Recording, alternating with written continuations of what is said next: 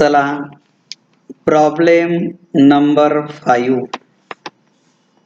October 2009च्या परीक्षेत बोर्डात विचारलेला प्रॉब्लेम. बोर्डाची परीक्षा वर्षातनं दोनदा होते. मार्चला पास झालं पाहिजे असा आग्रह नाही. सध्या नापास झालं तर लगेच ते जुलैमध्ये घेतात.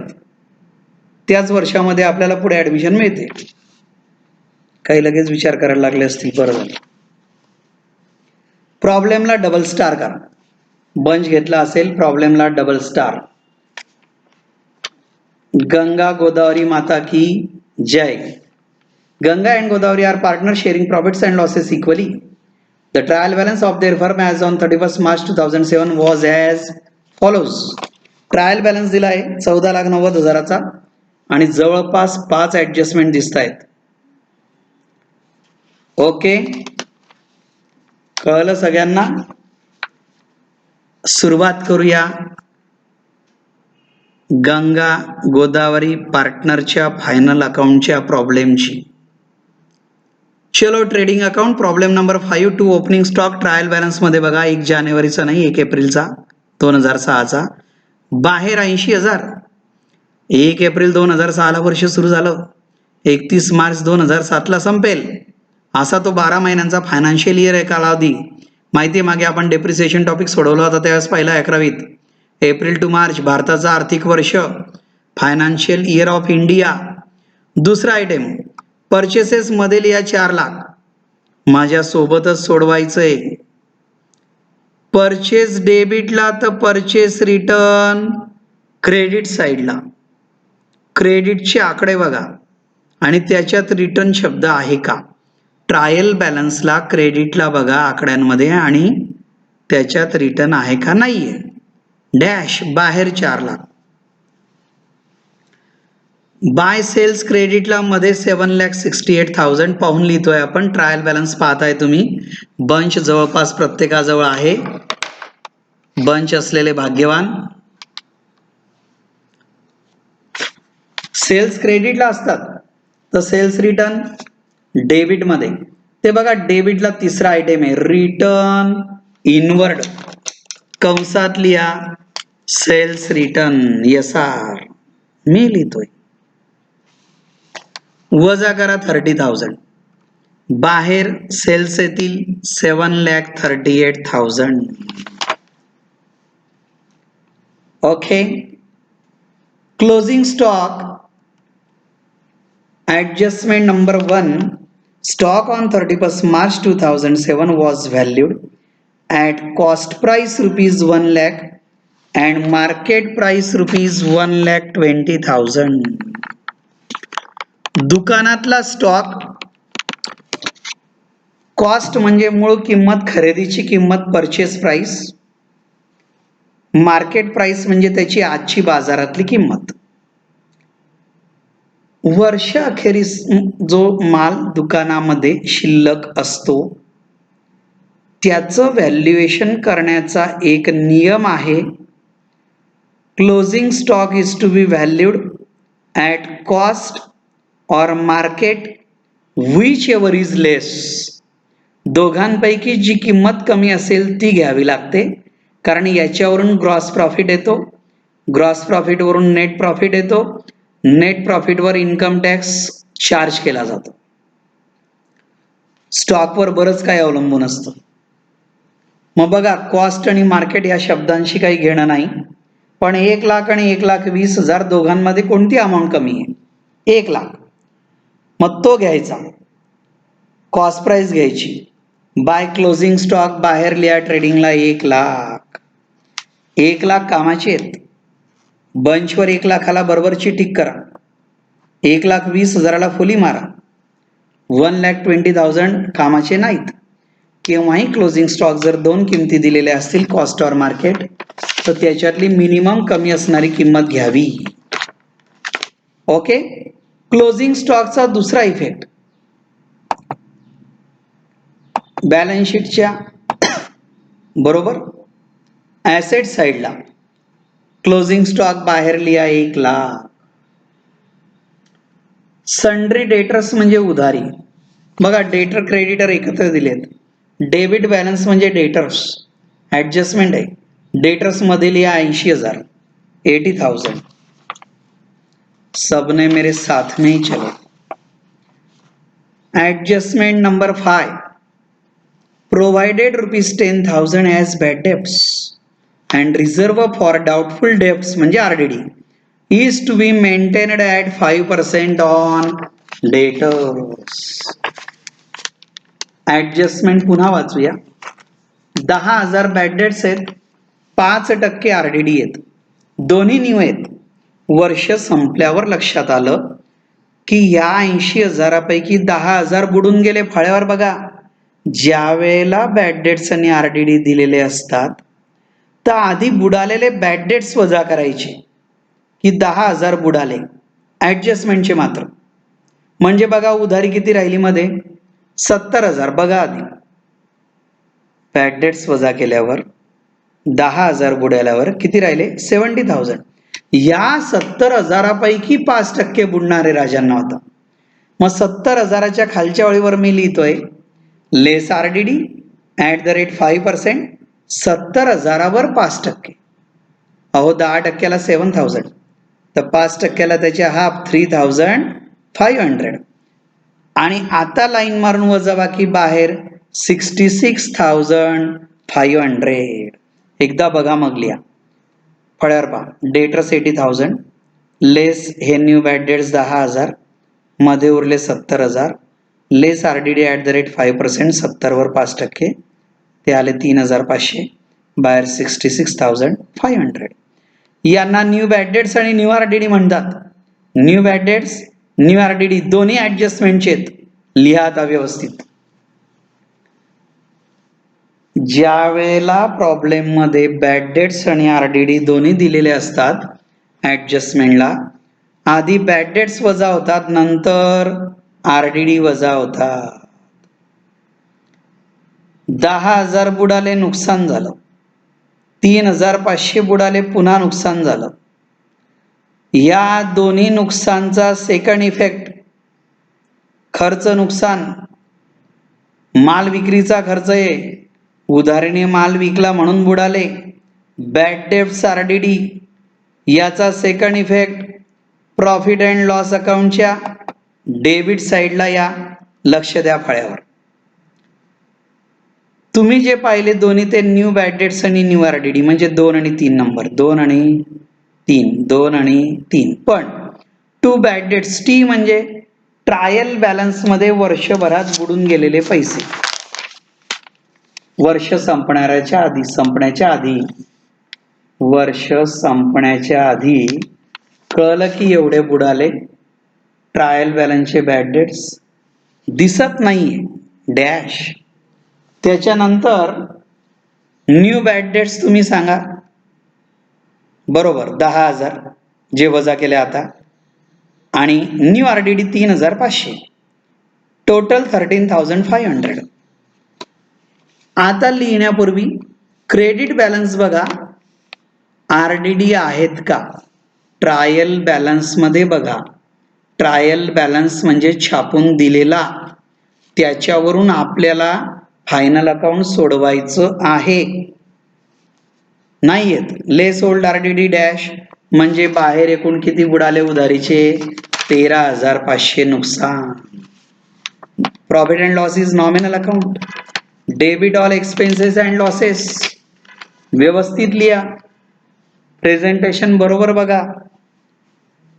ओके, परत चेक करूया. ट्रायल बॅलन्सचे बॅड डेट्स नाही आहेत. न्यू बॅड डेट्स ॲसेटला होते ते वजा केले. न्यू RDD ॲसेट मधून वजा केले डेटर मधून. दोघांची टोटल 13,500.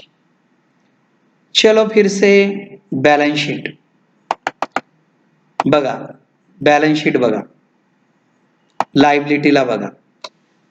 क्रेडिटर्स, क्रेडिट बॅलन्स मध्ये क्रेडिटर दिसले तुम्हाला 5व्या प्रॉब्लेमचे गंगा गोदावरी 60,000 बाहेर लिहा 60,000. वर पार्टनर्स कॅपिटल. ट्रायल बॅलन्स मध्ये कॅपिटल आणि ड्राविंग बघून घ्या. सोबत लिया पार्टनर्स कॅपिटल पहिल्या ओळीवर गंगा मध्ये 2,50,000 अंदर 2,50,000. इसके नीचे 6 लाइन छोड़ो, गोदावरी अंदर 2,50,000. दोनों का कैपिटल सेम दिया है, उनके ड्राविंग्स अलग अलग दिए, जिसका उसका ड्राविंग अभी लेस करो, ये आपको समझ में आ गया अभी तो. गंगा लेस ड्राविंग 8,000 अंदर 2,42,000. जब तक प्रॉफिट नहीं मिलाते कैपिटल बाहर नहीं आता. You can understand in Hindi also. Picture नाही पाहत का हिंदीत, डोळे फाडून 3-3 तास 3.5 तास. हा, गोदावरी लेस ड्राविंग 10,000 सापडलं ट्रायल बॅलन्सला, अंदर 2,40,000. अभी इसके बाद चलो बैलेंस शीट के एसेट में फिक्स्ड एसेट्स. फिक्स एसेट्स कायम स्वरूपी मालमत्ता, फिक्स एसेट्स. ओके, चलो देखते हैं लैंड एंड बिल्डिंग है क्या. बिल्डिंग दिखाई दे रहा. Adjustment number 2, depreciate plant end machinery end building at 20% and 10% respectively. Respectively म्हणजे अनुक्रमे. अर्थ लिहा, मी लिहितोय रिस्पेक्टिवली म्हणजे अनुक्रमे, क्रमाने. म्हणजे प्लांट अँड मशिनरीच्या 20% तर बिल्डिंगच्या 10% कशाला. पहिल्या ओळीवर बिल्डिंग किती दिली आहे बघा, 4 लाख मध्ये लिहा. लेस डेप्रिसिएशन बिल्डिंगचं 10%. बरोबर आहे. 4 लाखावर 10% 40,000. लाईन मारून बाहेर 3,60,000. समझ में आ रहा है. प्लांट एंड मशीनरी फिर से अंदर लिखो, इमीडिएट लाइन वगैरह छोड़ायचे नहीं. अंदर 2 लाख. मेरे को बोलो अभी डेप्रिसिएशन का रेट कितना है इसका, 20%. 2 लाख पे 10% 20,000, 20% 40,000. लेस डीईपी एट द रेट 20% 40,000. बाहर बचेगा 1,60,000. फर्नीचर देखो, फर्नीचर मिल गया लेकिन इस पे डेप्रिसिएशन नहीं है, नहीं है ना. लिखो फर्नीचर बाहर 80,000.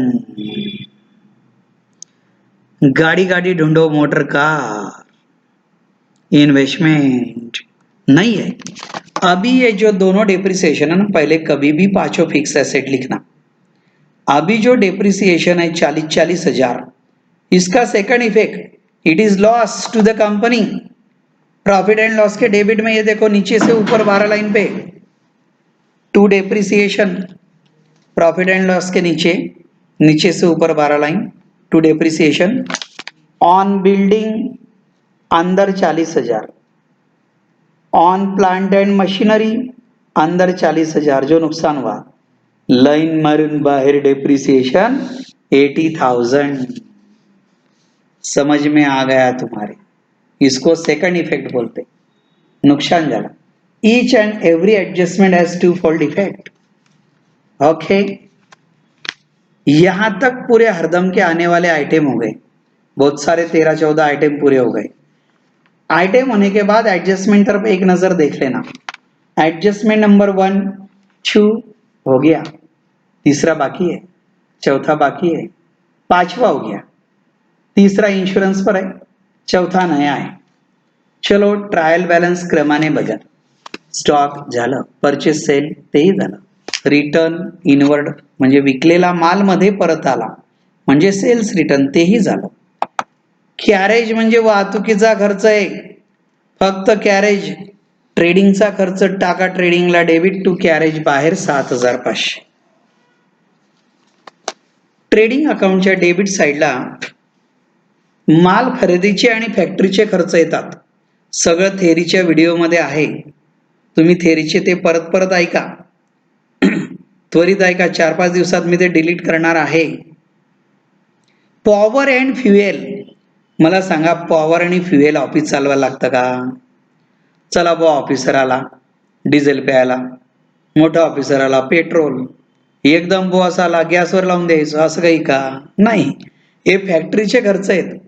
फॅक्टरीचे खर्च, उत्पादनाचे खर्च, ट्रेडिंगचे खर्च, मॅन्युफॅक्चरिंगचे खर्च. लिहा ट्रेडिंगला डेबिट लगेच टू पॉवर अँड फ्युएल बाहेर 40,000. नेक्स्ट वेजेस सुद्धा फॅक्टरीचा खर्च, पुन्हा डेबिट टाका टू वेजेस बाहेर 35,000. ट्रेडिंगला 35,000. ट्रायल बॅलन्स प्रेमाने आणि क्रमाने बघा. आ गया, कोण आ गया? Trade expenses. अर्थ लिहा किरकोळ खर्च. त्याला किरकोळ खर्च असं म्हणतात. काही हुशार लोक लिहित नाहीयेत कारण त्यांचं जास्तच पक्क झालेलं आहे. प्रॉब्लेम मध्ये ट्रेड एक्सपेन्सेस सोडून त्याचा जानी दुश्मन आहे का बघा. कोण? सन्ड्री एक्सपेन्सेस किंवा जनरल एक्सपेन्सेस किंवा ऑफिस एक्सपेन्सेस. नाहीये. जर ते असतील तर मग ट्रेडिंगला येतो. आता ट्रेड एक्सपेन्सेस एकुलता एक आहे.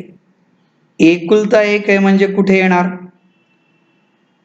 किरकोळ खर्च आहे ना, ट्रेडिंगला नाही येणार. प्रॉफिट अँड लॉस अकाउंटला. टू ट्रेड एक्सपेन्सेस लगेच लिहा बाहेर 8,000. कारण याच्या बरोबर जर जनरल असता तर जनरल प्रॉफिट अँड लॉसला आलं असतं आणि ट्रेडिंगला आलं असतं, तेव्हा आपला नियम कंप्लीट झाला असता, फुलफिल झाला असता. डेटर्स आणि क्रेडिटर झालाय. सॅलरीचा खर्च कुठे येणार? ऑफिसचा खर्च आहे. इथंच प्रॉफिट अँड लॉसला 72,000 बाहेर. There is no adjustment on salaries. Insurance, विम्याचा खर्च मध्ये लिहा. ऑफिसचा खर्च है अंदर 6,000, उस पे एडजस्टमेंट है. अभी सुनो, ये जो 6,000 भरे है ना, ये इंश्योरेंस का प्रीमियम पूरे साल भर का है, लेकिन साल के बीच में ही भरा तो ये 31 मार्च के बाद भी वैलिड है. एडजस्टमेंट नंबर 3 पढ़ो. Insurance is paid for 1 year, 1 साल का ही रहता है, एंडिंग ऑन 30 जून 2007. 30 जून 2007 तक का भरा है. बीच में ही निकाला होगा 1 जुलाई को, वहां से 12 महीने का. अभी प्रॉफिट एंड लॉस की डेट देखो, 31 मार्च 2007 है, मतलब साल 31 मार्च को खत्म हो गया. 31 मार्चच्या पुढे 30 जून पर्यंतचा हप्ता भरून टाकला. 31 मार्चच्या पुढे मोजूया.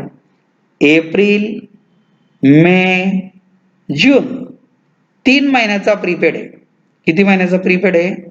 31 मार्चच्या पुढे.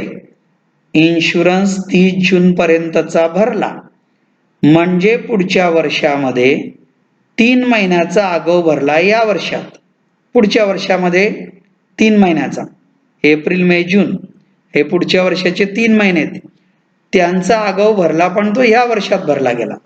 आता 6,000 कडे बघा. 6,000 संपूर्ण 12 महिन्याचा आहे, समजून घ्या. त्याच्यावरून आपल्याला 3 महिन्याचा काढायचा आहे. बरोबर आहे. ट्रेडिंगच्या खाली मोकळी जागा आहे की नाही, तिथं लिहा. सेंटरला लिहा वर्किंग नोट्स. वर्किंग नोट्सच्या खाली लिहा. कोणाच्या खाली लिहा? वर्किंग नोट्सच्या खाली. Prepaid insurance for 3 months. Prepaid insurance for 3 months. लिहिलं हो का नाही? त्याच्या खाली लिहा 12 मंथ्स बरोबर 12 मंथ्स बरोबर 6,000.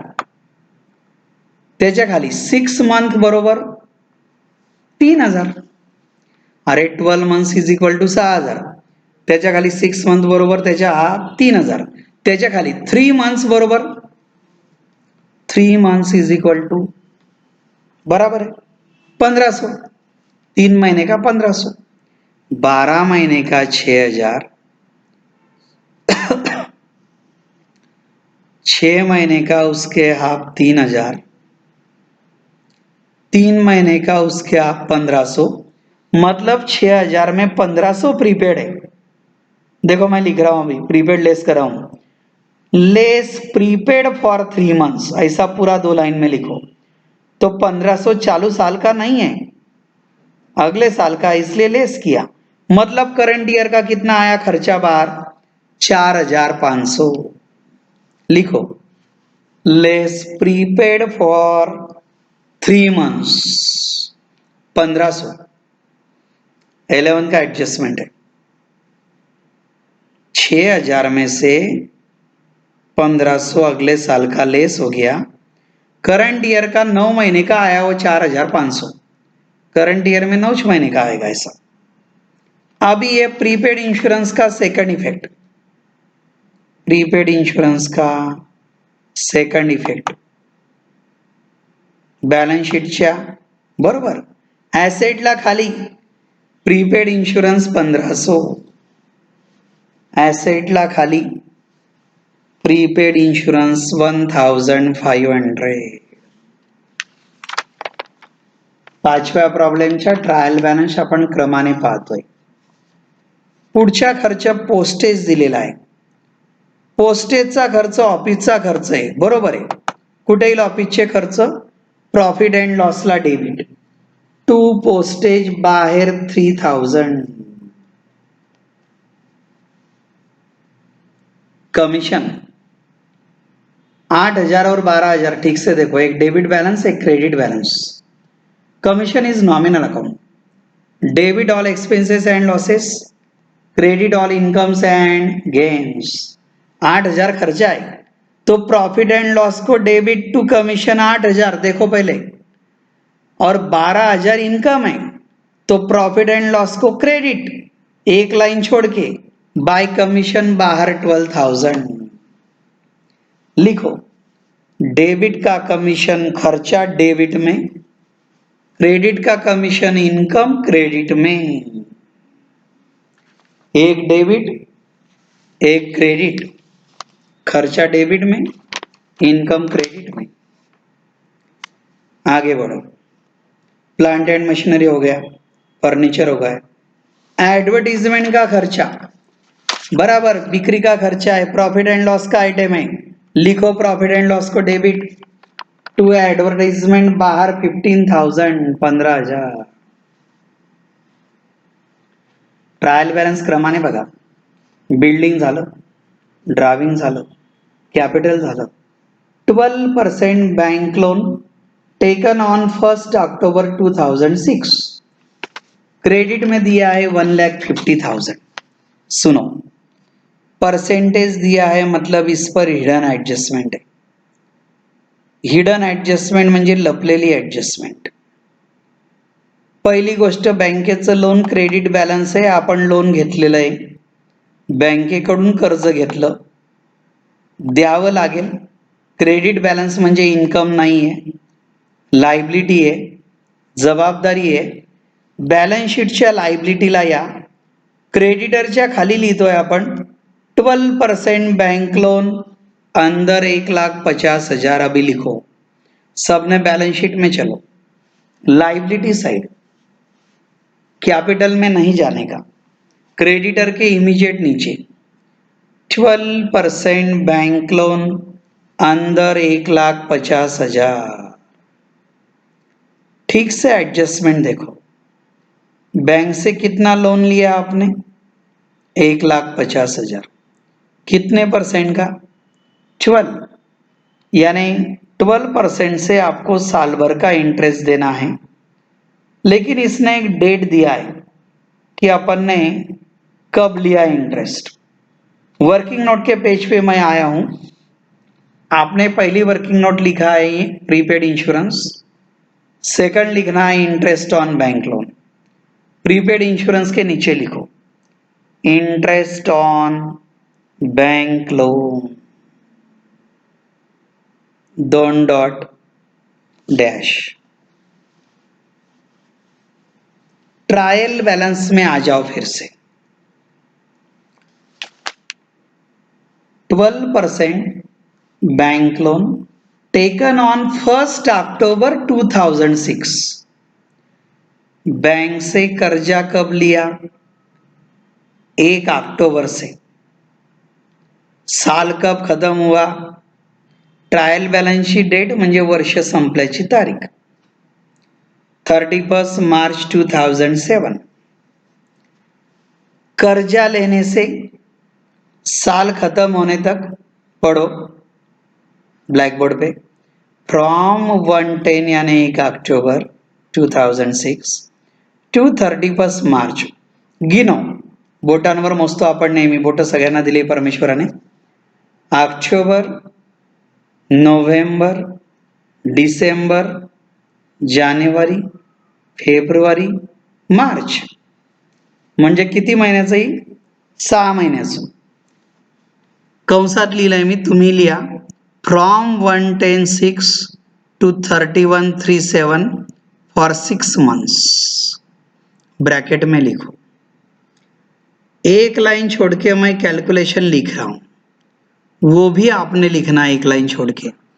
1,50,000 पे मीन्स 1,50,000 अपॉन 1 इंटू 12% यानी 12/100, 12 ऊपर 100 नीचे, 12%, 100 पैकी 12, 12% म्हणजे 100 पैकी 12 इंटू 6 महीने का म्हणजे 6/12, 12 महीने में से 6, इसलिए 6/12। 1.5 लाखावर 12%ने 6 महिन्याचं। याचा गुणाकार भागाकार तुम्हाला यायलाच पाहिजे। 12 एक 12, खालीवर 12 उडवायचं, खाली 100 राहिले, 2 शून्य, 1.5 लाखावरचे 2 शून्य उडवा, राहिले किती? 1500।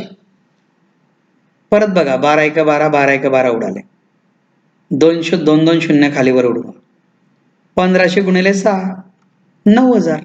हे आलं इंटरेस्ट ऑन बँक लोन। कर्जावरील व्याज 9,000।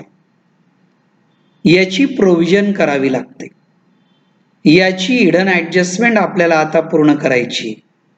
या 9,000चे आपल्याला 2 इफेक्ट द्यायचे आहेत। पहिला इफेक्ट खर्च नुकसान, प्रॉफिट अँड लॉसला डेबिट। सगळ्यांनी प्रॉफिट अँड लॉसला चला, कृपया प्रॉफिट अँड लॉसला चला। प्रॉफिट अँड लॉसच्या डेबिट साईडला या। आलात? ऍडव्हर्टिजमेंटच्या खाली मी लिहितोय to interest on bank loan. बँकेकडून घेतलेल्या कर्जावर दिलेलं व्याज। खर्च आहे बाहेर 9,000, कंसात लिहा फॉर 6 मंथ। लिहा ऍडव्हर्टिजमेंटच्या खाली 2 लाईनी लागतील। To interest on bank loan for 6 month, बाहर 9,000। देखो, बैंक से कर्जा लिया, 6 महीने अपन ने बँके का कर्जा यूज किया। 1 अक्टोबर पासून कर्ज घेतल्यापासून तर 31 मार्च पर्यंत 6 महिने 1.5 लाख रुपये बँकेचे वापरले। त्याच्यावर 12%ने 6 महिन्याचं 9,000 रुपये इंटरेस्ट द्यायला पाहिजे, पण अजून दिलेलं नाही। खर्च आहे, पहिला इफेक्ट प्रॉफिट अँड लॉसला डेबिट टाकलं। याचा दुसरा effect, second effect interest on capital आणि interest on bank loan same treatment असते। सेकंड इफेक्ट लायबिलिटीला बघा, बॅलन्स शीटला आहे, बॅलन्स शीट लायबिलिटी हे खाली 12% बैंक लोन। अरे आपका कर्जा 1.5 लाख, बाद में इंटरेस्ट भी नहीं दिया आपने, तो 31 मार्च को कर्जा कम होगा या बढ़ेगा? साधी बात है, कर्जा बढ़ेगा। कर्ज वाढेल, कर्जाची रक्कम व्याजाने फुगत जाते। लक्षात ठेवा, शक्य असेल तोपर्यंत जीवनात कर्ज घेऊ नका। महत्वाचा सल्ला, आई वडिलांनाही विचारा, तेही सांगतील। जनरली लग्न झालं का कर्जाच्या मागे लागतात, सगळ्यात खोटी गोष्ट आहे। चलो, क्या करना पड़ेगा इंटरेस्ट फिर? ऍड हे कर्ज दिलेलं म्हणजे कर्जही दिलं नाही, व्याजही दिलं नाही, प्लस आउटस्टैंडिंग इंटरेस्ट 9,000, मतलब कर्जा कितना हो गया बाहर 1,59,000, बाहेर कर्ज झालं 1,59,000, 1,59,000. मला इंटरेस्ट ऑन बँक लोन पुन्हा सांगा एकदा. पहिला इफेक्ट खर्च म्हणून प्रॉफिट अँड लॉसला डेबिट, दुसरा इफेक्ट बरोबर आहे लायबिलिटीला कर्जामध्ये ओएस इंटरेस्ट, आउटस्टँडिंग इंटरेस्ट, पूर्ण शब्द लिहिला तरी चालतो, ऍड होतं, मिळवायचं. आता ती हिडन ऍडजस्टमेंट संपली. ट्रायल बॅलन्स मध्ये एकच आयटम जिवंत राहिला, कॅश इन हँड मालमत्ता आहे. इथंच बॅलन्स शीटच्या ऍसेटला लिहा, ऍसेटला कॅश इन हँड बाहेर 7,500. चलो ऍडजस्टमेंट देखो. 1 झाला, 2 तेही झाला, 3 झाला, 5 झाला आहे, 4 बाकी आहे. 4 नंबरचे ऍडजस्टमेंट प्रेमाने वाचूया. Goods withdrawn by Ganga for her personal use of ₹10,000 during the year were not recorded in the books. अर्थ व्यवस्थित बघा, सगळ्यांचा इंग्लिश पक्का आहे. Goods withdrawn by Ganga for personal use, personal use म्हणजे खाजगी कामाकरिता, खाजगी कामाकरिता म्हणजे दुकानामधला माल गंगाने खाजगी कामाकरता घरी नेला. पैसे नेले तरी ड्रायव्हिंग, माल नेला तरी ड्रायव्हिंग. माल नेला म्हणजे ट्रेडिंग मधून माल गेला. ट्रेडिंग अकाउंट बघा फळ्यावर, ट्रेडिंग अकाउंटच्या क्रेडिट साईडला ट्रेडिंग अकाउंट म्हणजे goods account, real account. Debit what comes in, purchase डेबिटला. Credit what goes out, sales क्रेडिटला. आता ह्या ठिकाणी आपण सेलच्या खाली म्हणजे सेल्स रिटर्नच्या खाली एक लाईन सोडून लिहिणार आहोत. गंगा नावाच्या पार्टनरने माल घरी नेला, ट्रेडिंग मधून माल गेला. ट्रेडिंगला क्रेडिट टाकतोय आपण एक लाईन सोडून. By goods taken by Ganga बाहेर 10,000, गंगाच्या खाली कंसात सेपरेट लाईनीवर पार्टनर. परत बोला, by goods taken by Ganga 10,000 ब्रॅकेटमध्ये सेपरेट लाईनीवर पार्टनर लिहा असं एक लाईन सोडून. ट्रेडिंग मधून माल गेला, गंगा घेऊन जावं का गोदावरी घेऊन जावं का दोघांना घेऊन जावं माल, दोघांनी. ट्रेडिंग मधून माल गेला, ट्रेडिंगला क्रेडिट 10,000. याचा दुसरा इफेक्ट, सेकंड इफेक्ट, प्रत्येक ऍडजस्टमेंटचे 2 इफेक्ट होतात. माल गेला म्हणून ट्रेडिंगला क्रेडिट. याचा दुसरा इफेक्ट हे ड्रायव्हिंग आहे. 10,000 रुपये काय आहे ड्रायव्हिंग. याच्याने गंगाचं कॅपिटल काय होईल, कमी होईल. हे बघा balance sheet, partners Capitals, Ganga किती दिसतंय 2,50,000, ड्रायव्हिंग 8,000 कॅश मधलं, वजाबाकी आली 2,42,000. आता माल घरी नेला 10,000चा, तोही वजा होणार, तेही ड्रायव्हिंग आहे, पण त्याला लेस ड्रायव्हिंग नाही म्हणायचं. 2,42च्या खालच्या वेळेवर आठवत असेल 11वीचं, याला लेस गुड्स टेकन असं म्हणायचं. लिहा 2,42,000च्या खाली लेस गुड्स टेकन 10,000, 10,000चा माल घरी नेला. मध्ये कॅपिटल राहिलं 2,32,000. लेटेस्ट कॅपिटल 2,32,000 आ गए यहां पे. नेक्स्ट 2 इफेक्ट अपन फिर से बोलेंगे अभी. गुड्स टेकन बाय पार्टनर, ट्रेडिंगला क्रेडिट टाकायचं, पहिला इफेक्ट. दुसरा इफेक्ट, पार्टनरच्या कॅपिटलमधून लेस गुड्स टेकन म्हणून ती अमाऊंट लेस करायची. जेवढ्या रकमेचा माल घरी नेलेला असेल तेवढा.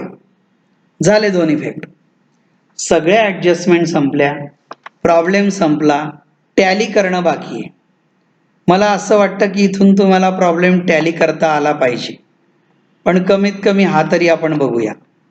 ट्रेडिंग अकाउंटच्या क्रेडिटची टोटल लावा सिंगल डबलमध्ये, 3 आकड्यांची टोटल, 7 आणि 1, 8,48,000, 8,48,000, दोन्ही बाजूला लावा, बोथ साइड. ट्रेडिंग अकाउंट छोटा अकाउंट. डेबिटला 35,000ला चिटकून लाइन मारा. 35,000 के नीचे पांचों फिगर का टोटल लगाओ, अभी के अभी. घरी बसल्यावर स्वतः बेरीज लावा. वर्गात छानपैकी याचं त्याचं पाहता येतं. इकडे मुंडी कर, तिकडे मुंडी कर, मुंडी वाकडी कर. बोला. 5,62,500 ये खर्चा हो गया. अभी नीचे इसी पेज पे 2 वर्किंग नोट किया है, उसके नीचे जगह है. Credit 8,48,000 minus debit 5,62,500. Income credit, sales म्हणजे income. Direct income less direct expenses minus करो. अभी जीपी आएगा, लेस करा स्वतः. जीपी ग्रॉस प्रॉफिट बोला 2,85,500, राईट.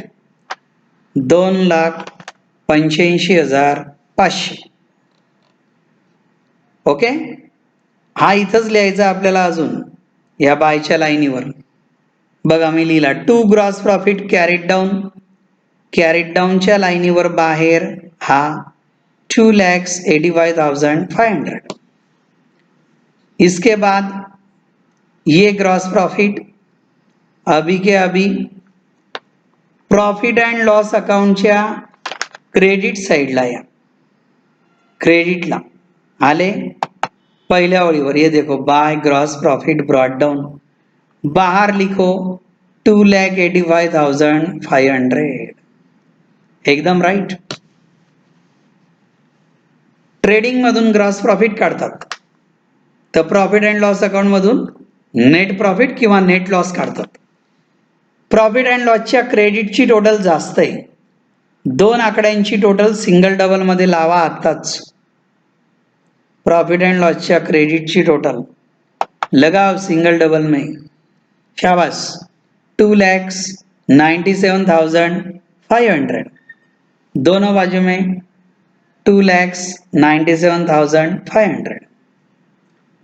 डेबिट मध्ये बघा, डेप्रिसिएशनचा शेवटचा आयटम दिलाय. 80,000ला चिटकून लाईन मारा. मी मारली आता. अशी लाईन मारा चिटकून. सगळी बेरीजची खर्चाची बेरीज इथं लावा 80,000ची. संपूर्ण खर्चाची टोटल लावा 80,000 सहित. इथंच दिसतंय फळ्यावर. खर्चाची बेरीज किती आली बोला. बिलकुल बॅड डेट्स पासून पहिल्यापासून याच पानावर, वेगळ्या पेजवर नाही.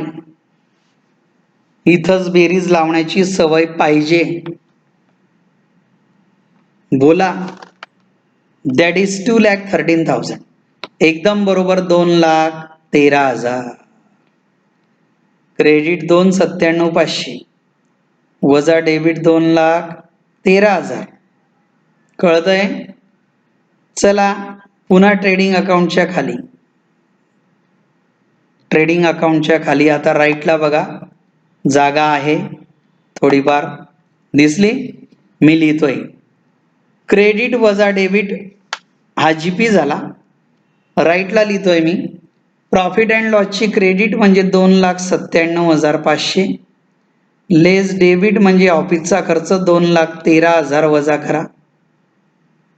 5, 8, 8, 8, 84,500. उसको क्या नाम देने का? Net profit, NP. पूरा बिजनेस का प्रॉफिट हुआ 84,500, 84,500. This is the net profit. Ganga and गोदावरीला प्रॉफिट वाटायचा आहे प्रॉफिट रेशोने. आजच्या प्रॉब्लेम मध्ये त्यांचा प्रॉफिट रेशो त्यांनी इक्वली म्हटलंय. स्टार्टिंगला बघा, एकदम स्टार्टिंगची पहिली ओळ सापडलं, दिसलं. Ganga and Godavari are partner sharing profits and losses equally. Okay, सारखं वाटायचंय म्हणजे दोघांना. बघा मी काय केलं खाली, 84,500 भागेला 2, 2 लोकांना वाटायचंय. बेचोक 8, 2, बेदुने 4, बेपंच 10, म्हणजे याचे हाफ करा, 42,250 असा प्रत्येकाचा नेट प्रॉफिट येईल. लिहा आहे ब्लॅकबोर्डवरचं वर्किंग नोटच्या जागेवर.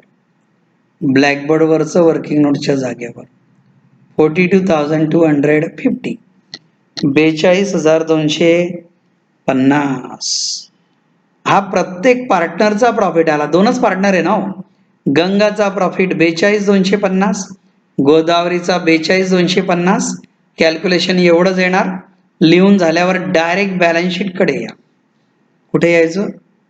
Balance sheet, sorry balance sheet नाही, बरोबर आहे. कुठे वाटावं लागेल आधी? Profit and loss. Profit and लॉसच्या डेबिट साईडला या, डेप्रिसिएशनच्या खाली आलात. हो की नाही? ओके, या 2,13,000च्या खालच्या ओळीवर लिहा, to net profit transferred to capital accounts बाहेर 84,500 लिहा. आताच कसं लिहायचं कालपर्यंत व्यवस्थित दाखवलंय. 2,13,000च्या खालच्या ओळीवर 3 लाईनी. आणि गंगा आणि गोदावरी लगेच लिहा, दोघांना वाटा. पण इनर कॉलमला, पहिल्या कॉलमला 42,500, सॉरी इनर कॉलमला वाटा. गंगाला 42,250, गोदावरीला 42,250 आणि चिटकून लाईन. असं प्रेझेंटेशन आता प्रत्येक प्रॉब्लेमला तुम्हाला आलंच पाहिजे. एवढं प्रत्येक वेळेला ब्लॅकबोर्डवर बघायची गरज नको. 42,250, 42,250 प्रत्येकाचा नेट प्रॉफिट आला. त्यांच्या कॅपिटलमध्ये आपल्याला आत्ताच मिळवायचं आहे. हे बॅलन्स शीट, हे कॅपिटल गंगाचं, हे मध्ये आलेलं 2,40,000 गोदावरीचं आहे. हे गंगाचं आलं येतं किती? 2,32. बघा मी लिहितोय, दिसतंय फळ्यावर? परत बघा, दिसतंय. प्लस नेट प्रॉफिट 42,250 टोटल बाहेर. लिहा, गंगेचं कॅपिटल पूर्ण करा, 2,74,250. बेरीज बाहेर येते का कन्फर्म करा, बोलण्यावर जाऊ नका. गोदावरी 2,40 आहे की नाही, प्लस नेट प्रॉफिट 42,250 खाली गोदावरीला. हे दिसतंय? दिसतंय? दिसतंय का? प्लस नेट प्रॉफिट 42,250 लाईन बाहेर 2,82,250, 2,82,250. दोन्ही पार्टनरचं कॅपिटल बाहेर आलं. आता बॅलन्स शीट टॅली करायला हरकत नाही. ॲसेट आणि लायबिलिटी सारखी बेरीज येणार, ती तुम्ही इमानदारीने घेणार. तुम्हाला इंग्रजीची शपथ, स्वतः बेरीज घ्यायची, ती सारखीच यायला पाहिजे. मी घेऊन टाकलेली आहे, माझं काम संपलं. Goodbye. 7,75,500. Okay, thank you.